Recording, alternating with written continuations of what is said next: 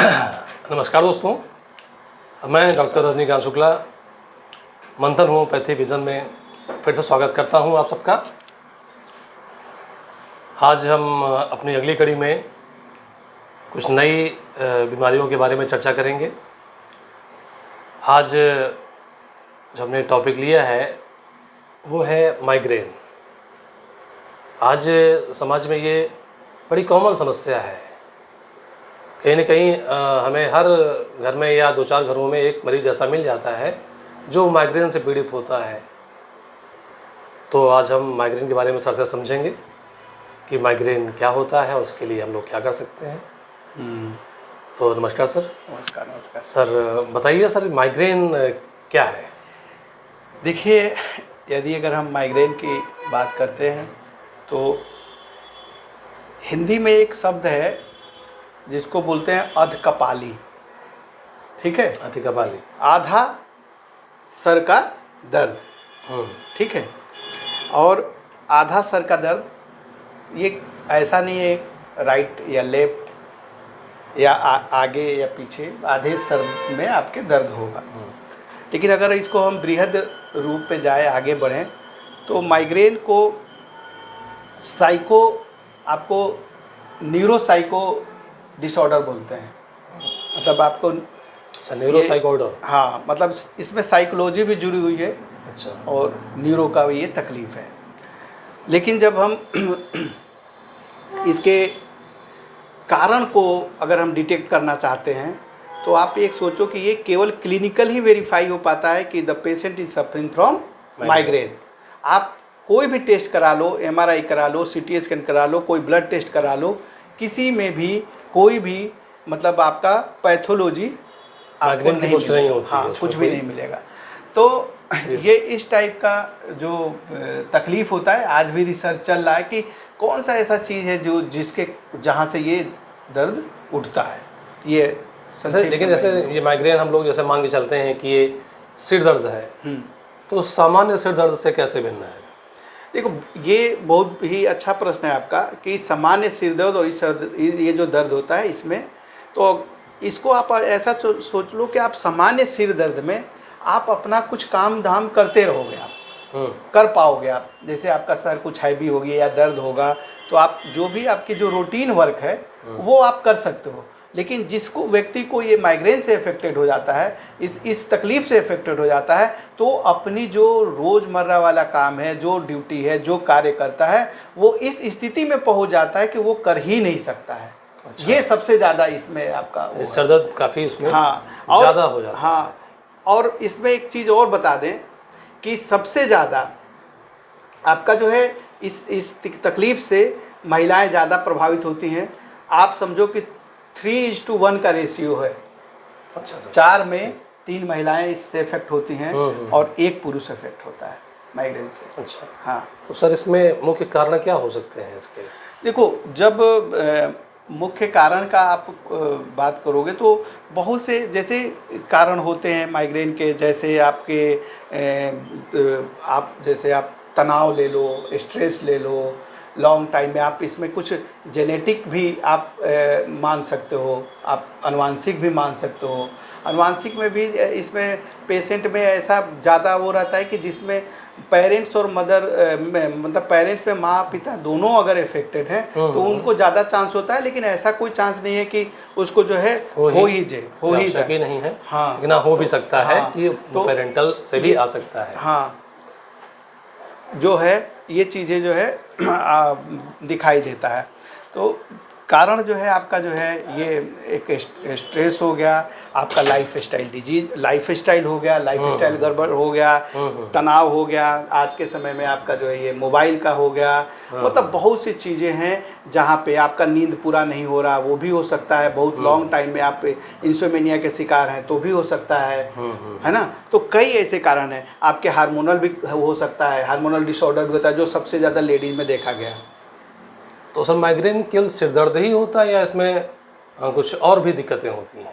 देखिए, माइग्रेन बोला ना कि माइग्रेन में आपका एक मतलब अनकॉमन पिक्यूलियर चीज़ें एक ऐसी स्थिति पैदा करता है, अनकॉमन है, जो सर दर्द में उस सर दर्द में जो है आपका सामान्य नहीं जो है। दिखेगा। और इसके सर दर्द में आपको, आप ये समझो कि दो चीज़ें आपकी ज़्यादा वो होती है। एक आप समझो कि अगर दो भाग में बांटें तो एक होता है कि आपका ट्रिगर और एक होता है एपिसोड। ट्रिगर मतलब जिसके कारण से वो तकलीफ हो रही है, स्टार्ट हुई है। हाँ, और एपिसोड जब आपका होने लगता है तो उसमें आपको किस तरीके से फीलिंग शुरुआत हो जाती है और उस व्यक्ति को सर दर्द होने का पता चल जाता है।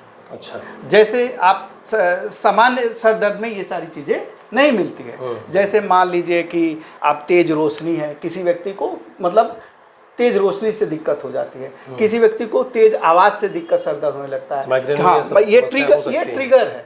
अच्छा, ये ट्रिगर्स है जिसकी मतलब जैसे आपका वो चीज़ें मिला और वो फिर उसी तरीके का वो माहौल बन जाएगा उसका, आप समझो। और फिर इसके बाद में नींद की कमी, आपका इमोशनल कुछ ज़्यादा वो हो गया उसकी वजह से, है ना, तनाव। तो ज़्यादा आपने स्क्रीन टाइम देख लिया, वो कोई किसी को कोई खास फूड से ऐसा कुछ खाना पीना भी हो सकता है, उसकी वजह से भी हो सकता है। ये सारी चीज़ें आपका ये ट्रिगर का काम करता है। मतलब आपको ये जैसे मिला वैसे आप, जैसे आपकी तेज रोशनी में आपका ये आर्टिफिशियल लाइट भी हो सकता है, इलेक्ट्रिसिटी वाली लाइट भी हो सकती है, और ज़्यादातर आप सनलाइट को भी आप मान सकते हो। अच्छा अच्छा। हाँ, मैं आपको एक पेशेंट का छोटा सा इतिहास बताता हूँ, बहुत ही मतलब संक्षेप में। एक पेरेंट्स आए और उनकी बेटी थी जो मतलब वो परेशान थे, लगभग उम्र मुश्किल से 18 से 19 साल की होगी। तो उसको जो है पिछले 2 साल में 2 बार ऐसा हो चुका था कि वो कहीं घूमने गए तो थोड़ा सा सूर्य की रोशनी जो है तेज़ थोड़ा लगा। उनकी पूरी फैमिली, बच्चे और भी थे, लेकिन किसी को दिक्कत नहीं। उसको बोला आँखों के सामने में थोड़ा सा वो बिल्कुल बोली कि जो है मुझे कुछ अजीबोगरीब दिखाई दे रहा है, और वो बिल्कुल जो है डल हो गई, सर दर्द होने लगा काफ़ी ज़्यादा। फिर एक बार कहीं और कुछ कहीं गए थे तो ऐसा हुआ। तो लास्ट जो मेरे पास वो लेके आए थे, वो उसका एग्ज़ाम था, ऑनलाइन एग्ज़ाम था। लगभग 19 साल के लगभग एज में आ गई थी, और 17 साल के एज से ये चीज़ें उन्होंने मान के थे। जब तीसरा जब ये जो घटना घटा तो वो लेके आए। तो एग्ज़ाम कहाँ था मैं वो भी बता दे रहा हूँ। एग्ज़ाम आपका जो ऐसी जगह पे पड़ा था जहाँ पे उनका ये जो रूम था उसमें कोई एसी उसी की व्यवस्था नहीं थी, और ऐसी जगह पे पड़ गया था जहाँ पे सनलाइट आ रहा था। तो वो आपका आज़ाद इंस्टीट्यूट है लखनऊ में, आपको पता ही होगा। तो आज़ाद इंस्टीट्यूट में वो ऑनलाइन एग्ज़ाम था उसका, वो वहाँ पे वो देने गए थे। तो 10 पेपर सुबह से था और 11 बजे तक तो उसका पेपर जो है ठीक ठाक हुआ। जैसे धूप तेज आया और मतलब वो बेचैन हो गए। हाँ, वो बेचैन हो गए, वो पेपर कर ही नहीं पाई। आते हुए भी पेपर उसने जो है एग्ज़ाम नहीं दे पाई। 2 घंटे में जो पेपर उसने किया 1 घंटे में। तो जब मैं उससे केस लिया, पूछा कि भाई ऐसा क्या हुआ, बोला कि मेरी मतलब आपका लग ही नहीं रहा था कि मैं कर पाऊँगा। अजीब मेरा स्थिति हो गया था और इतना ज़्यादा मैं बेचैन हो गई थी, मेरा दिमाग ही नहीं काम कर रहा था। तो वही बातें आप ये सोच लो। तो मैंने तुरंत उनको बोला कि देखिए कुछ ऐसा नहीं है कि इसको तेज़ रोशनी से और सनलाइट से इसको ट्रिगर कर रहा है, और इसको जो है आपको ये माइग्रेन की शुरुआती दौर में है थोड़ा इसको। और उसका इतिहास जब खंगाला तो वो बहुत ही शुरुआती दौर से ही पढ़ने लिखने में अच्छी थी। तो बाहर घूमना उमना उसका नहीं होता था ज़्यादा, बाहर में मतलब जैसे सनलाइट में जाना नहीं होता था। तो एक तो ऐसे ही सेंसिटिव हो गए आप सनलाइट के प्रति ऐसे ही सेंसिटिव हो गए, और जहाँ से मिला वो आपकी इम्यूनिटी को मतलब कहीं ना कहीं आपकी इम्यूनिटी को वो करे, आपको ज़्यादा वो हो गए हो। तो मैंने उनको बोला कि धीरे धीरे थोड़ा सा बाहर में आप इनको घुमाइए, थोड़ा ले जाइए, और थोड़ा बाहर के वातावरण से इनका परिचय रहना चाहिए। बिल्कुल ही एसी में रहना, बिल्कुल वातावरण उसी में आपको जो है हमेशा टाइम बिताना। ज़रा सा जो है मौसम बदले तो उसमें आप उसको फाइट करने दीजिए, और फिर कुछ दवाएं दिया। तो ऐसे करके मतलब आपको मैं संक्षेप में यही बताना चाह रहा था कि हर पेशेंट का माइग्रेन में अलग अलग ट्रिगर होता है। अब उस चीज़ों को वो जब एपिसोड होता है बार बार जब आपको आता है तो आपको माइंड करना है कि यार हमारे किस चीज़ से हुआ है। हमारे नाइट वॉचिंग से तो नहीं हो जा रही है, हमारे खान पान से तो नहीं हो जा रहा, हमारे जैसे लेडीज़ में देखा गया कि पीरियड आ रहे हैं उस समय उसको ये शुरुआत हो गया है, और हर महीने में हो रहा है पीरियड के टाइम में, ठीक है, कई बार मतलब जो है आपको। तो ये सारी चीज़ें आपको देखना है और उसके ऊपर जब हम आगे जब बढ़ते हैं तो उसका डायग्नोसिस हो जाता है और उससे हमें बचना है ट्रिगर से। और मैंने एक चीज़ और बताना चाहा कि एपिसोड जो होता है, तो एपिसोड में क्या होता है कि 4 इसमें फेज आ जाते हैं। माइग्रेन में उस 4 पेशेंट को 4 फेज आते हैं। 4 फेज आते जैसे हैं हाँ, जैसे आपको जैसे जिसको बोलते हैं जैसे फर्स्ट फेज में जैसे प्रोड्रोम की स्थिति, मतलब हमें ये पता लगता है कि अब कुछ होने वाला है, मतलब तो पता चल जाता है, पूर्वाभ्यास हाँ। जिसको बोलते हो कि जैसे शरीर में लेथर्जीपन आ जाएगा, थोड़ा सा आलस आ जाएगा, मन नहीं लगेगा, सर थोड़ी हैवी हो जाएगी, तो वो जिसको होता है वो समझ जाता है कि अब कुछ बार बार जब वही हो रहा तो उसको समझ ले कि कुछ दिक्कत लगभग होने हो रहा वाली है। इसके बाद में ऑरा का स्थिति आता है, मतलब आपके चेतावनी वाली स्थिति आती है, और स्थिति आती है जैसे आंखों के अंदर आगे चमक, जैसे वो लड़की को हुआ कि जो है उसने वो जो जिनको कि नहीं बिल्कुल आंख के अंदर इस तरीके का जिगजैग स्टेट बन जाता है। जिगजैग अच्छा। मतलब पूरा आपको धुंधला दिखाई देगा, इस झिलमिला टाइप रहा है, से कुछ झिलमिला रहा है, काला ब्लैकिश ब्राउन कुछ भी ऐसे ही उस टाइप को उसको महसूस हो सकता है, उसके डिफरेंट विजन हो सकता है। हाँ, और फिर इसके बाद में अटैक की स्थिति आती है तीसरे में। जब अटैक हो जाता है तो the patient was unable to move, वो बिल्कुल ही पड़ जाएगा, कहीं कुछ नहीं करेगा और आपका बिस्तर पकड़ लेगा, कोई काम नहीं कर सकता है, जो उसका डेली का रूटीन है वो बिल्कुल बंद हो जाएगा, आप समझिए। और फिर चौथे स्टेज में जो इसका वो जो आपका आता है कि सर, और ये 3 आपको 6 से घंटे से लेकर 72 घंटे तक का स्थिति ये बना रहता है। कई बार दवा के कई बार जब आप बहुत लॉन्ग टाइम में, अब जब पेशेंट को हम क्रोनिक पेशेंट को देखें तो कई बार उनका जो है 4-4 दिन 5-5 दिन तक रहता है और थोड़ा थोड़ा करके वो धीरे धीरे जाता है। और कई पेन किलर, कई ऐसे चीजें, दवाएं भी उनको फायदा नहीं कर पाती हैं, वो इस तरीके की स्थिति होती है। दवा खाते रहते हैं लेकिन वो ठीक नहीं होता है। कई पेशेंट के शुरुआती दौर में जी मिचलाता है, आपका इसमें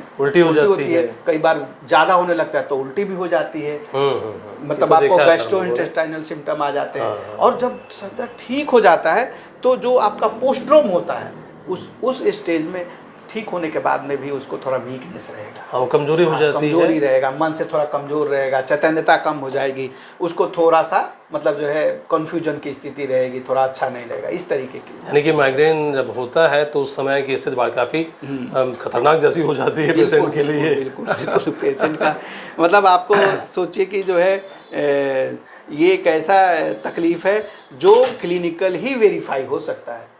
हाँ, लेकिन आज के मॉडर्न टाइम में जैसे जो पेशेंट जैसे ये है कि सक्षम है और बहुत ही ज़्यादा मतलब परेशान होता है तो बोलता है कि सर इसको टेस्ट उस्ट करवा दिया जाए तो अच्छा है, तो CT स्कैन MRI करवा सकते हो, उसमें चेक कर सकते हो, एक बार देख सकते हो कि हाँ, लेकिन उसका पेन और इनके पेन में जो सामान्य जो हेडेक होते हैं जो उनका अलग ही होता है, सर दर्द जो सेकेंडरी हेडेक, उसके सिम्टम ही अलग ही होते हैं। जैसे सर आपने कहा कि जैसे महिलाओं में 3:1 का रेशियो देखा जाए होता है, हाँ, तो महिलाओं में ज़्यादा क्यों होता है? महिलाओं में जो आपका जो हार्मोनल जो डिसऑर्डर होता है, आप जासो तो ओस्ट्रोजन प्रोस्ट्रोजन की उनके जो जैसे आप देखो मंथली फीमेल हार्मोन्स एपिसोड, हाँ, अब वो पूरी तरीके से आपका रेगुलेट नहीं कर पा रहा है, सही उसका बैलेंस नहीं है और उनका मूड स्विंग कर रहा है ना, बहुत से उनको सबसे ज़्यादा मूड तो स्विंग उनको करता है, तो वो और स्ट्रेस भी उनको ज़्यादा जल्दी लेते हैं, वो आप स्ट्रेस भी ज़्यादा जल्दी लेते हैं, तो उसकी वजह से ये हो जाता है। अच्छा सर, जैसे माइग्रेन का अटैक आ जाए या किसी को तो तुरंत क्या करना चाहिए? देखो, मैं बोल रहा हूँ कि तुरंत क्या, जब जो मैंने जैसे तरीका बताया आपको ट्रिगर और एपिसोड, ये तो एक बार में तो पता लगता नहीं है शुरुआती दौर में, जब 2-3 बार हो गया तो आपको पता लग गया, तो फिर हमें क्या करना चाहिए कि जो ट्रिगर है उसके ऊपर में वर्कआउट तुरंत कर ले। जैसे आपको आवाज़ से दिक्कत है तो मैं तो बोलूँगा कि भाई अगर आप जैसे आवाज़ से अवॉइड करो, जहाँ जैसे मान लो आप शादी ब्याह में जा रहे हो, जहाँ बैंड बज रहा है, जहाँ पे डीजे बज रहा है, तो वहाँ से दूर रहिए। और अगर आपको बहुत ही ज़्यादा है तो कान में कुछ रुई आप डाल लो कि थोड़ा आवाज़ आ गया, उसको लगा के बंद कर लीजिए अपने कान, ये हल्का कर लो। आपको लाइट है तो लाइट को अवॉइड करो, सन ग्लासेस आप यूज करो अगर लाइट पड़ रही है उससे लाइट से, हाँ, अगर कई बार किस पेशेंट को खाली पेट से भी सर दर्द होता है, ऐसे अलग अलग खाली पेट नहीं रहना चाहिए, तो खाली पेट नहीं रहना चाहिए। यदि अगर वो मान लो कई पेशेंट बोलते हैं नहीं सर तो हम तो व्रत रहना है, ये है, तो भाई ऐसा है कि कुछ खाते पीते रहो, फिर व्रत में जो खाए वो खाओ, जिसकी जो समस्या ट्रिगर पॉइंट है उस ट्रिगर पे काम करो। कई बार क्या होता है ना कि मैंने देखा है कई पेशेंट को कि पेशेंट आया और वो सब मना कर दिया, भाई देखो ऐसा नहीं है, ये भी मत करो, वो भी मत करो। जैसे जो ट्रिगर पॉइंट है वो तो है ही है, साथ में बाकी चीज़ें भी, मतलब ये भी मत खाओ। जैसे किसी किसी को मान लो कि ये दूध वाले आइटम्स है, जैसे पनीर हो गया या आपका कोई और, जैसे आपका दही हो गया या कुछ ऐसी चीज़ें से उसको दिक्कत हो रही है, तो बोला सब मत खाओ। ऐसा नहीं है, आप जो है जो उसका ट्रिगर पॉइंट है उसको आप उसे पेशेंट लगभग जान ही जाता है कि वाली दिक्कत का कारण जान ये जाता है, फिर उसको आप उसको कम करना है, बाकी चीज़ों को ऐसा नहीं बाकी चीज़ों को आप नहीं वो करना है। तो हम उसको ज़्यादा जो है प्रिवेंशन में रखेंगे तो हम बचे रहेंगे, ये मैं बोलूँगा ज़्यादा। सर अपने यहाँ होम्योपैथी की क्या भूमिका माइग्रेन में हो सकती है? मैं तो भाई देखो, होम्योपैथी की तो भूमिका इतनी अच्छी है कि मैं तो बोल रहा हूँ कि बहुत ही अच्छा क्यूरेबल है। बिल्कुल, मैं बोल रहा हूँ, हो जाता है। हाँ बिल्कुल, मैंने कई केसेस ठीक किए हैं। और शुरुआती दौर में अगर आ जाता है तो हमारे पास में तो हज़ारों मेडिसिन है, आप सेलेक्ट करिए।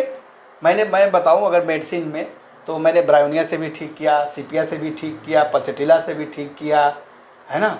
आपका जो है ये स्ट्रोमोनियम भी दिया, हाइसोमस भी दिया। के आधार पर है कि हम किसी भी कईयों मेडिसिन के आधार पे जैसा पेशेंट जो पेशेंट की प्रकृति है, पेशेंट की जो प्रकृति है, हमारे यहाँ तो पेशेंट की प्रकृति है मेंटल और फिजिकल दोनों जब हम लेंगे तब हम जाके सही उसका दवा का निकाल सकते हैं। मानसिक स्थिति को कितना महत्व दिया जा सकता है? मतलब मेंटल प्रेशर जैसे है तो उसको कितना हम दे सकते हैं कि ये कारण हो सकता है उसका? मानसिक सोच है उसका भी असर। देखो एक चीज़ एक बताओ कि चिंता, हम तो पेशेंट ही कई बार हमको बोल देता है कि सर कई बार ऐसे जब हल्के फुल्के अंदाज में, सर चिंता किसको नहीं होती है। जैसे आप बोलो किसी पेशेंट को कि आप चिंता मत करो, बोला चिंता किसको नहीं होती। देखो चिंता का ना, मैं जो सोच पाया हूँ, चिंता क्या होती है, एक हमारा जो मन जो होता है उसमें लाखों विचार आते हैं, लेकिन एक ऐसा विचार जो आपका पीछा ना छोड़े, उसी को आप चिंता बोलो। आप सो के जगो तो आपको वही विचार आ रहा, आप सोने जाओ तो वही विचार आ रहा, आप किसी से बात कर रहे हो तब तक ठीक है, इसके बाद में फिर वही विचार आ रहा, तो वो चीजें खतरनाक हो जाती है, वही डेंजर है। सही कह रहे हैं सर। उसको हमें चिंता किसी नहीं, चिंता तो छोटी सबको रहती है ना। ऐसी चिंताएं जो हमारा पीछा नहीं छोड़ती हैं वो वास्तविक चिंताएं, उनसे बचना चाहिए।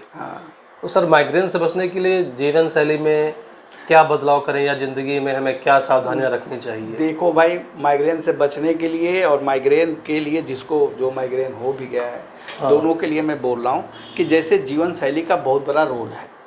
आप लाइफ स्टाइल को पॉजिटिव रखिए, हेल्दी रखिए, व्यायाम करिए, एक्सरसाइज करिए, वॉकिंग करिए, जो जिस उम्र का है, जिस लायक है उसको करना चाहिए। अब ये पता चला, मैं एक पेशेंट को बोल दिया कि भैया तुम जो है थोड़ा जॉगिंग कर लो, अब उसकी उम्र है 70 साल, वो जॉगिंग करने गया, पता चला बीपी का पेशेंट है, गिर गया। ऐसा हो सकता है कि नहीं? तो मैं ये बोलूँगा कि जो जिस उम्र का है, जो कर सकता है, आप योगा करो, लेकिन अपने लाइफ स्टाइल को बहुत बढ़िया से हेल्दी रखने का प्रयास रखिए, follow healthy life style and sleep पूरा लीजिए, 7 से 8 घंटे सोइए विदाउट स्ट्रेस। जब सोइए तो सो ही जाइए, जगिए तो फिर कुछ जो करना है करिए, है ना। तो वो कबीर दास का एक हमको दोहा याद आ रहा है। हाँ सर बता दीजिए। वो मैं तो कबीर दास को बहुत ही, अगर सोचो, अगर कबीर दास को मैं बहुत मानता हूँ। उन्होंने जो समाज को दिया है ना, बोलते कि वो भैया पढ़े लिखे नहीं थे, लेकिन जो उन्होंने दे दिया उसको कोई नहीं दे पाया। जो 2 लाइन में जो वो बोल दिया, मसी कागज छुयो नहीं, कलम गहो नहीं हाथ। हाँ बताओ। तो उन्होंने कहा कि चिंता से चतुराई घटे, दुख से घटे शरीर, अब पाप से लक्ष्मी घटे, कह गए दास कबीर। तो हमें मतलब चिंता नहीं करनी चाहिए। जितना चिंता करोगे उतना विस्डम जो होगा आपका, जो चतुराई का मतलब विस्डम, जो आपका जो बुद्धि होगी उसकी और खत्म होती जाएगी। तो इसलिए मैं यही बोलूँगा कि अपने को ये सब चीज़ों से दूर रखें और ज़िंदगी का आनंद लें विदाउट स्ट्रेस। आप आनंद लें, ज़्यादा अच्छा है। माइग्रेन की चिंता बिल्कुल मत करिए, ज़्यादा चिंता करोगे तो फिर से वो सर दर्द अटैक करेगा। तो देखिए, आज सर ने हमें माइग्रेन के बारे में एक अच्छी जानकारी दी। और ये बीमारियां हैं, किसको नहीं होती हैं, लेकिन ये है सावधानियां अगर रखी जाएँ, शरीर को स्वस्थ रखने के प्रयास किए जाएँ, व्यायाम किए जाएँ, तो हम छोटी से लेकर बड़ी बीमारियों तक बच सकते हैं। और सर ने जैसे लास्ट में दोहा बताया, तो चिंता कम करें, क्योंकि माइंड हमारा जो है जब चिंता होती है तो उस पर प्रेशर पड़ता है और इस तरह की बीमारियाँ जन्म लेती हैं। तो इसके साथ ही हम लोग आज खत्म करते हैं। नमस्कार।